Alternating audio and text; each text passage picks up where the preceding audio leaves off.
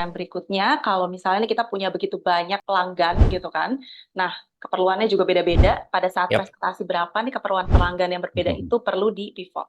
Pivot itu kalau dalam definisi aku itu punya satu requirement khusus. Kita pivot itu ketika asumsi dasar kita salah. Itu the only time kita pivot. Kalau enggak, sebenarnya banyak dari PR bisnis kita tuh sebenarnya lebih ke volume kita kurang. Jadi kita banyakin aja dulu volume untuk dapat data lebih. Dari data lebih itu kita bakal nemuin yang namanya pattern. Dari pattern itulah kemudian kita bisa revisit assumption kita bener apa enggak. Karena pas kita bikin bisnis, kamu punya ataupun tidak punya bisnis plan, kamu tuh punya asumsi dasar. Pasti. Customer yang terbaik buat bisnis kita, itu biasanya diketemuin yang kayak gini-gini nih. Jadi mereka tuh segmen kecil, lebih kecil lagi subsegmennya dari seluruh customer kita, dan mereka actually mereka yang retentionnya paling tinggi, bayarnya paling gede, marginnya paling healthy.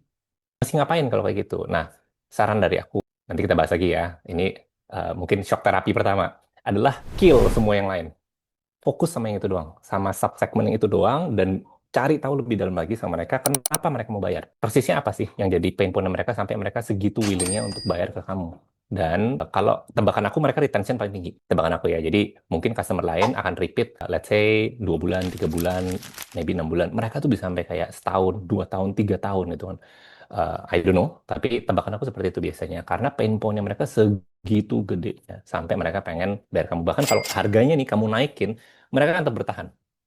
Oke, yang kayak gitu-gitu tuh malah yang kita mau mau incar gitu. Karena apa? Nanti operational di tempatnya kita tuh jadi lebih simple, nggak terlalu sebanyak itu, orang nggak perlu nambah banyak, marginnya tambah tebel.